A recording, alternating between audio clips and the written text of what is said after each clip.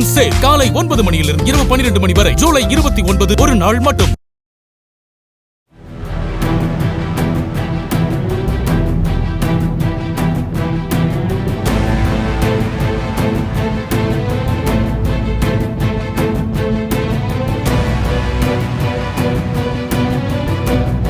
தென்காசி மாவட்டம் கடையம் அருகே முதலியார்பட்டி பகுதியில் 100க்கும் மேற்பட்ட கோழிகளை இளைஞர்கள் 3 பேர் திருடிச் சென்ற சம்பவம் அரங்கேறியுள்ளது.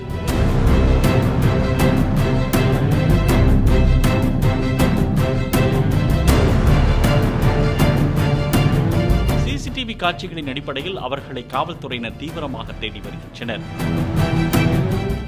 மூன் சேல் காலை 9 மணியிலிருந்து இரவு 12 மணி வரை. ஜூலை 29 ஒரு நாள் மட்டும்.